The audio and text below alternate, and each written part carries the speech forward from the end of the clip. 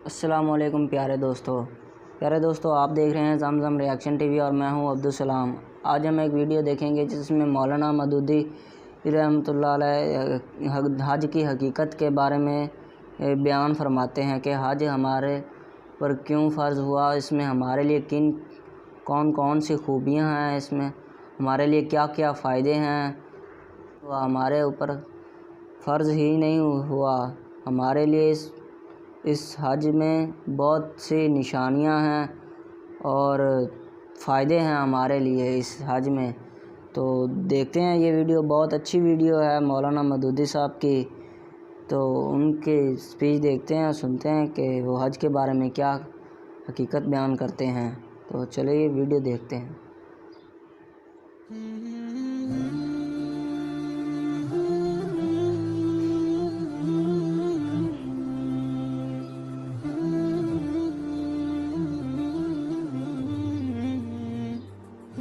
آپ حضرات کو اس بات کی طرف توجہ دلائی تھی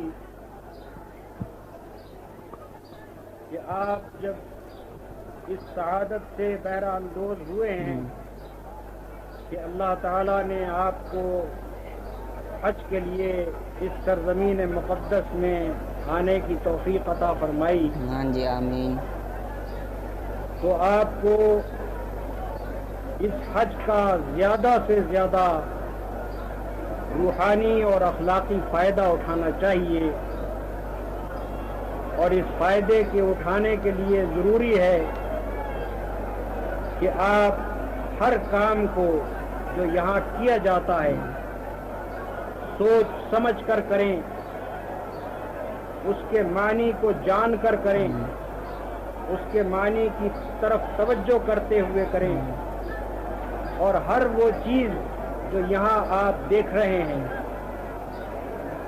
اس کے اندر اللہ کی ان نشانیوں کو دیکھنے کی کوشش کریں جو اس بات کی صریح علامت ہیں کہ یہ گھر حقیقت میں اللہ کا گھر ہے، یہ گھر حقیقت میں اللہ تعالیٰ کا قبول کیا ہوا گھر ہے۔ اس جگہ اللہ تعالیٰ نے اپنی رحمتوں کو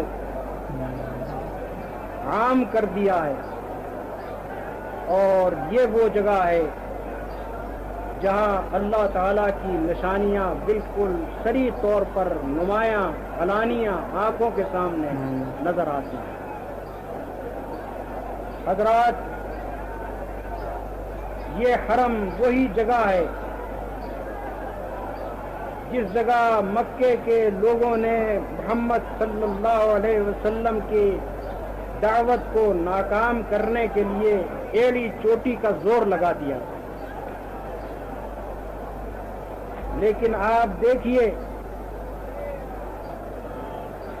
آج اس ابو لہب کا نام لینے والا کون ہے دنیا میں جس نے محمد صلی اللہ علیہ وسلم کی دعوت پہلی مرتبہ سن کر کہا تھا کہ تبا لک یا محمد صلی اللہ علیہ وسلم۔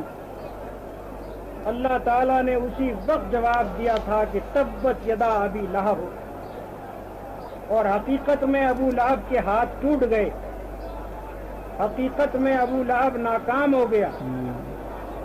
آج اس کا اس سرزمین میں نام لینے والا کوئی باقی نہیں ہے۔ اگر اس کی نسل دنیا میں موجود ہو بھی تو آج کوئی شخص یہ کہنے کے لیے تیار نہیں ہے کہ میں ابو لہب کی اولاد ہوں۔ وہ ابو جہل جس نے اپنا سارا زور لگا دیا کہ محمد صلی اللہ علیہ وسلم کو ناکام کرے، آج دیکھیے اسی سرزمین مکہ میں کون ہے جو ابو جہل کی طرف اپنے آپ کو منسوب کرتا ہو؟ کون ہے کہ جو ابو جہل کے نام پر فخر کرنا تو درکنار اس بات کو گوارا کرنے کے لیے تیار ہو کہ اس کی نسبت ابو جہل کی طرف کی جائے گی؟ غرض یہ ہے کہ وہ تمام لوگ اسی سرزمین کے رہنے والے جو محمد صلی اللہ علیہ وسلم کو ناکام کرنے کے لیے ایڑی چوٹی کا زور لگا رہے تھے، اللہ تعالیٰ نے ان میں سے ایک ایک کو ناکام کیا، اور آج اس حرم کے میناروں سے 5 वक्त ला इलाहा इल्लल्लाह मुहम्मद रसूलुल्लाह का नारा बुलंद हो रहा है। बिल्कुल। और ये वो नारा है कि जो यहाँ से बुलंद होता है और जमीन का कोई गोशा आज ऐसा नहीं है कि जहाँ उसकी गूंज न सुनाई देती हो। जमीन के गोशे गोशे से आज अशहदु अल्ला इलाहा इल्लल्लाह और अशहदु अन्ना मुहम्मद रसूलुल्लाह की आवाज बुलंद हो रही है। इससे ज्यादा सरी सबूत किस बात का क्या हो सकता है कि अल्लाह ताला ने हकीकत में मोहम्मद सल्लल्लाहु अलैहि वसल्लम को अपना नबी बनाकर मबूस किया। और इससे बढ़कर इस चीज का क्या सबूत है कि खाने काबा को जब मोहम्मद सल्लल्लाहु अलैहि वसल्लम ने हमें बताया कि ये बैतुल्लाह है, तो फिल वाक़ई ये बैतुल्लाह है। जब हुजूर ने हमसे फरमाया कि ये हजर अस्वद है जिसको बोसा देना है, यकीनन अल्लाह की मर्जी यही है कि इस हजर अस्वद को बोसा दिया जाए। जब हुजूर ने हमें बताया कि ये मुल्तज़म है जिससे चिमट कर दुआएं मांगो और इससे चिमट कर दुआएं तुम मांगोगे तो अल्लाह ताला के यहाँ कबूलियत होगी उनकी, तो यकीनन ये मुल्तज़म अल्लाह ताला की चौखट है जिससे हमें लिपट कर दुआएं मांगनी चाहिए। इसी तरह से अल्लाह के रसूल ने जो जो कुछ हमसे कहा है वो यकीनन मानने के काबिल है और यकीनन हमारा फर्ज है कि हम उसकी पैरवी करें। मैं मुख्तसर तौर पर जो बात आपको समझाना चाहता हूँ वो ये है कि इस हज के जितने अरकान हैं और इस हज की जितनी सुन्नतें हैं और इस हज के जितने फराइज हैं, इनमें से एक एक चीज के अंदर निहायत गहरे मानी है। बिल्कुल।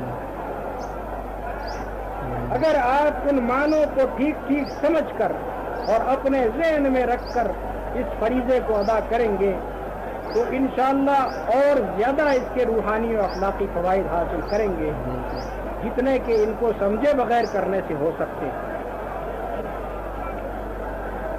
परसों इंशाअल्लाह आप लोग यहाँ से इहराम बांधकर मिना के लिए रवाना होंगे।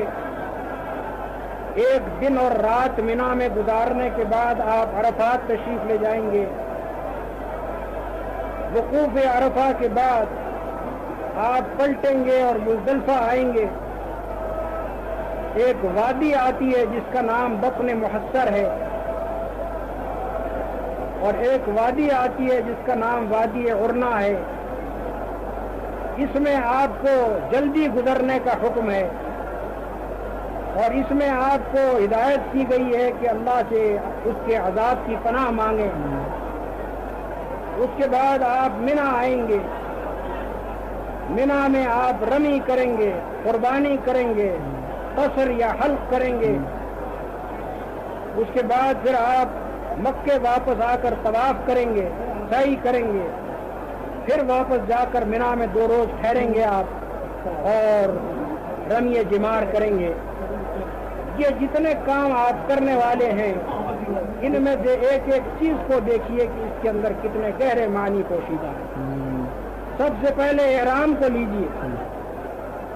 ये एहराम जो आप बांधते हैं, इस एहराम के बांधने के साथ आपको हिदायत की गई है कि किसी चीज को, खा वो मच्छर ही हो, खा वो एक जू ही क्यों न हो, उसको आप हलाक नहीं करेंगे, बाल तक नहीं तोड़ेंगे।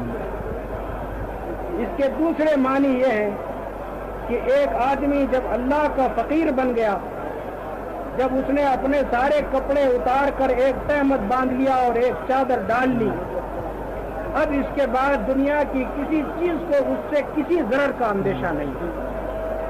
अब उससे दुनिया की हर चीज को अमन नसीब है। अब वो अल्लाह ताला के आगे अपनी बंदगी पेश करने के लिए तैयार हो गया है। दुनिया की किसी चीज के लिए अब वो जब्बार और कहार नहीं है। दुनिया की किसी शय पर अब वो जुल्म करने वाला नहीं है। हर चीज को उसकी तरफ से सलामती का पैगाम। इस एहराम के अंदर ये एक खास बात है जिसको आप मलहूज रखें, वो ये है कि अल्लाह ताला हमारे वो सारे लिफाफे उतरवा देना चाहता है कि जो हमने अपने ऊपर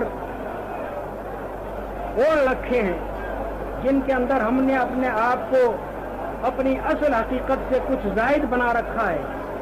اللہ تعالیٰ چاہتا ہے کہ تم بندے ہو، صرف بندے ہو کر رہ جاؤ۔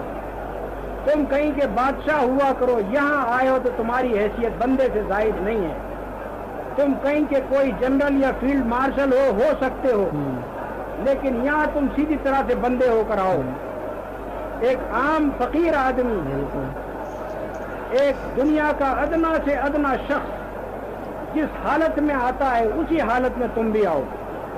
ہر ایک کو اللہ کے مقابلے میں بجز بندہ ہونے کے کوئی اور مقام حاصل نہیں۔ یہ احرام ان سارے لفافوں کو اتار کر ہمیں بندگی کے مقام پر لا کر کھڑا کر دیتا ہے، اور اس بندگی کے مقام پر جس کے اندر ہمارے لیے کسی کبریائی کی گنجائش نہیں ہے، اتنی کبریائی کی گنجائش بھی نہیں ہے کہ ہم ایک مچھر کو مار دیں یا ایک جو کو ہلاک کر دیں۔ اس طرح سے اپنے اندر اللہ کے مقابلے میں فقیری اور عاجزی کی کیفیت جس طرح سے آپ اوپر ڈالتے ہیں اپنے ایک احرام کی چادر کی شکل میں، اسی کیفیت کو اپنے اندر پیدا کیجیے۔ اپنے اندر اللہ کے فقیر بنیے، اپنے اندر اللہ کے بندے بنیے، تاکہ حقیقت میں آپ کا احرام مکمل ہو جائے۔ دنیا کے ہر کام کے لیے ایک اس کی ظاہری شکل ہوتی ہے اور ایک وہ نیت ہوتی ہے جو وہ کام کرتے ہوئے آدمی کے دل میں ہونی چاہیے۔ ظاہری شکل اس فعل کی یہ ہے کہ آپ ایک تہمت باندھ لیتے ہیں اور ایک چادر اوپر سے ڈال لیتے ہیں۔ ظاہری شکل اس فعل کی یہ ہے کہ جن جن چیزوں کو منع کیا گیا ہے وہ کام آپ احرام کی حالت میں نہیں کرتے، لیکن اس کی باطنی کیفیت جو ہے وہ یہ ہے کہ آپ بس اللہ کے بندے ہو کر رہ جائیں، اور تمام دوسری چیزیں جو اس بندگی سے زائد آپ نے اپنے اندر پیدا کر لی ہیں، ان سب کو اپنے میں سے نکال کر پھینک دیں، اپنے اندر خدا کے لیے عاجزی اور بندگی اور فقیری کی کیفیت پیدا کریں۔ اب اس کے بعد آپ دیکھیے، آپ یہاں سے منا جاتے ہیں اور منا سے عرفات جاتے ہیں اور عرفات سے پھر مزدلفہ آتے ہیں اور پھر منا آتے ہیں۔ تقریباً حج کے زمانے میں آج 10-12 لاکھ آدمی ہوتے ہیں۔ ایک وقت میں یہ 10-12 لاکھ آدمی اٹھ کر مکے سے منا جاتے ہیں۔ 24 گھنٹے وہاں گزارنے کے بعد یہ 10-12 لاکھ آدمی اٹھ کر عرفات جاتے ہیں۔ پھر وہی 10-12 لاکھ آدمی شام کو عرفات سے اٹھ کر مزدلفہ آتے ہیں، اور پھر وہ سارے سب کے سب 10-12 لاکھ آدمی مزدلفہ سے اٹھ کر منا آتے ہیں۔ اس تمام دوڑ دھوپ میں جو زحمت آدمی کو پیش آتی ہے، جو تکلیف اس کو اٹھانی پڑتی ہے، جس طرح کی بے آرامی سے اس کو سابقہ پیش آتا ہے، ایک آدمی اگر حقیقت میں بندگی کی کیفیت اپنے اندر نہ رکھتا ہو اور حج کی روح اگر اس کے دل میں اتری ہوئی نہ ہو، تو وہ آدمی سوچتا ہے کہ آخر یہ کیا عبادت ہوئی کہ مکے سے اٹھے اور منا چلے گئے، اور منا سے اٹھے اور عرفات چلے گئے، اور وہاں سے اٹھے اور مزدلفہ چلے گئے۔ لیکن اگر آدمی کے اندر یہ کیفیت موجود ہو کہ وہ اپنے آپ کو اللہ کا بندہ بنا لے، تو وہ یہ محسوس کرے گا کہ اللہ کی راہ میں یہ ساری تکلیفیں اٹھانا یہی تو عبادت ہے۔ یہ زحمت جو آدمی اللہ کی راہ میں اٹھاتا ہے، یہ لاکھوں آدمیوں کا اٹھ کر یہاں سے منا اور منا سے عرفات اور عرفات سے مزدلفہ آنا، یہ جو زحمتیں اس کے اندر ہیں، جو تکلیفیں اس کے اندر ہیں، جس طرح کی مشقت سے اور بے آرامی سے آدمی کو سابقہ پیش آتا ہے، جس طرح سے آدمی بے ٹھکانہ ہوتا چلا جاتا ہے، ایک جگہ سے اٹھا اور دوسری جگہ بے ٹھکانہ، وہاں سے اٹھا اور تیسری جگہ بے ٹھکانہ، رات صحرا میں گزار رہا ہے ریت کے اوپر لیٹ کر، یہی تمام چیزیں یہ عبادت ہیں۔ اس لیے کہ آدمی اللہ کے لیے اپنے آرام کو قربان کرتا ہے، زحمتیں اٹھاتا ہے، بار بار جگہ جگہ سے اکھڑ کر دوسری جگہ جاتا ہے اور وہاں سے اکھڑ کر تیسری جگہ جاتا ہے۔ یہی وہ چیز ہے جو مقصود ہے پیدا کرنی، تاکہ ایک آدمی جو دنیا کی آسائشوں کا گرویدہ ہے، اور دنیا کی آسائشوں کو مقصود بالذات بنائے بیٹھا ہے، اس آدمی سے یہ ساری آسائشیں ایک دم چھڑوا دی اور اس کو اس بات کے لیے تیار کر دیا جائے کہ اللہ کی راہ میں جو مشکل بھی پیش آئے گی برداشت کرے گا، اللہ کی راہ میں جو زحمت بھی اٹھانی پڑے گی اٹھائے گا۔ یہ وہ چیز ہے کہ جو حقیقت میں عبادت کی روح ہے۔ اگر ایک آدمی اللہ کے لیے تکلیف نہیں اٹھا سکتا تو اس کے معنی ہے کہ اس کے اندر اللہ کے لیے حقیقت میں بندگی موجود نہیں ہے۔ عبادت کی حقیقت بندگی ہی تو ہے۔ اس وجہ سے یہ جتنے اعمال آدمی کرتا ہے ان میں سے ہر ایک عمل اپنے اندر یہ روح رکھتا ہے کہ آدمی اللہ کے لیے اپنی ان تکلیفوں کو برداشت کرے جو حج کے موقع پر اسے ہوتی ہیں۔ ابھی میں نے آپ سے ذکر کیا کہ عرفات سے جب آپ چلتے ہیں اور مزدلفہ آتے ہیں تو راستے میں ایک مقام پڑتا ہے جس کو بطن محسر کہتے ہیں۔ یہ بطن محسر وہی جگہ ہے جو تاریخ سے ثابت ہے کہ یہ بطن محسر وہی جگہ ہے جہاں اللہ تعالیٰ نے اصحاب الفیل کو ہلاک کیا۔ آپ قرآن مجید میں وہ واقعہ پڑھتے ہیں، الم تری کیف فعل ربک باصحاب الفیل الم یجعل کیدہم فی تضلیل وارسل علیہم طیرا ابابیل ترمیہم بحجارۃ من سجیل وجعلہم کعصف مأکول۔ اس سورہ میں جس واقعے کا ذکر ہے، اب رہا آپ نے نبی صلی اللہ علیہ وسلم کی سیرت کی کتابوں میں پڑھا ہوگا کہ یمن کا حبشی فرما روا اب رہا ہاتھیوں کی فوج لے کر مکہ معظمہ پر حملہ آور ہوا تھا اور چاہتا تھا کہ اس خانہ کعبہ کو ڈھا دے۔ اللہ تعالیٰ نے اس کے اوپر پرندوں کے جھنڈ بھیجے جنہوں نے اس کے اوپر کنکریاں ماری اور جس پر کنکری پڑی وہ بھوس بن کر رہ گیا۔ یہ جو واقعہ نبی صلی اللہ علیہ وسلم کی پیدائش سے تھوڑی مدت پہلے گزرا ہے، جس کا قرآن مجید میں ذکر ہے، یہ واقعہ اسی بطن محسر میں پیش آیا۔ اسی وجہ سے نبی صلی اللہ علیہ وسلم نے حکم دیا کہ جب اس وادی سے تم گزرو تو تیز گزر جاؤ، اور نہ صرف یہ کہ تیز گزرو بلکہ اللہ کے عذاب سے اس کی پناہ مانگتے ہوئے گزرو۔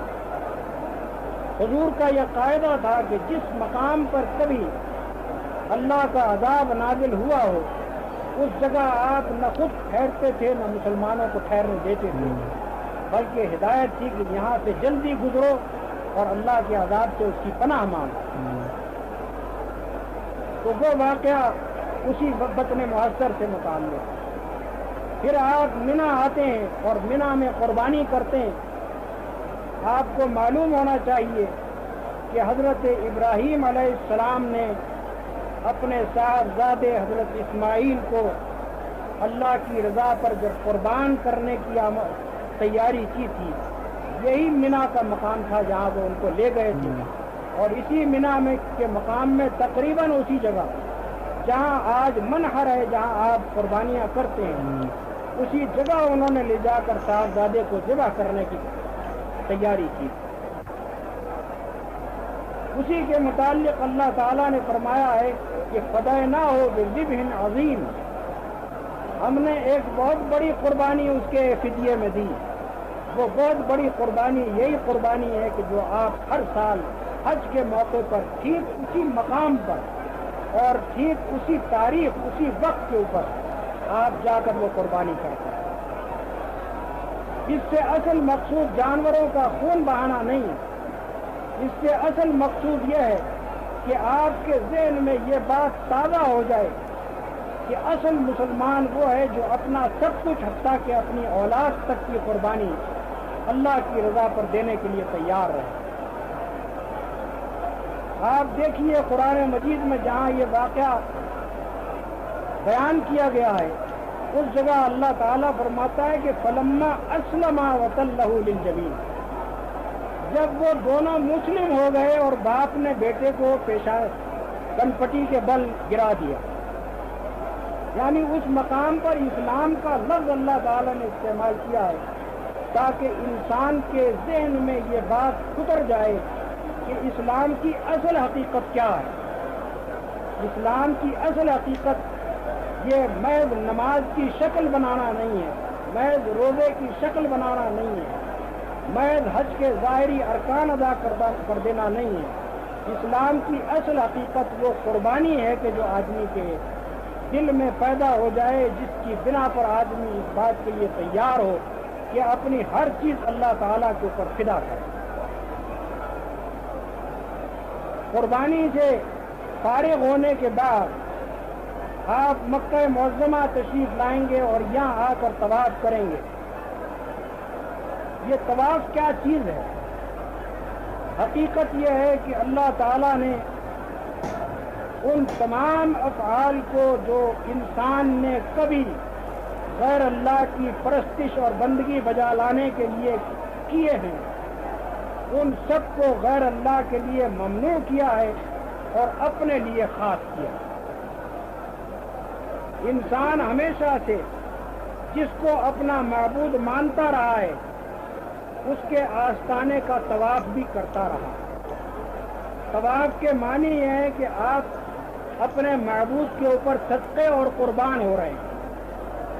ये सदक़े और कुर्बान होने के जज्बे का इजहार इंसान कदीम तरीन ज़माने से हज़ार साल से तवाफ की शक्ल में करता है। कभी किसी माँ का बेटा अगर बहुत किसी खतरनाक मर्ज में मुब्तला हो जाता है और उसको अंदेशा होता है कि अब ये नहीं बचेगा, तो माँ बसा औकात उस बेटे के पलंग के गिर्द चक्कर काटती है और दुआ करती है कि बेटे की जगह मुझे कबूल कर लिया जाए। अब ये सदक़े और कुर्बान होने की जो जज्बा है उसका इजहार इस चक्कर काटने की शक्ल में होता है। हुमायूं के वाक़या के हालात में भी ये जिक्र आता है कि अकबर की जान बचाने के लिए एक मर्तबा उसने भी इसी तरह से उसकी चारपाई के गिर्द तवाफ किया था। तवाफ के मानी ये हैं कि आप कुर्बान हो जाना चाहते हैं, अपने आप को सदका कर रहे हैं उस चीज़ के ऊपर जो आपको अजीज़ और महबूब है। अल्लाह ताला चाहता है कि दुनिया की किसी चीज़ के लिए आप सदक़े और कुर्बान न हो।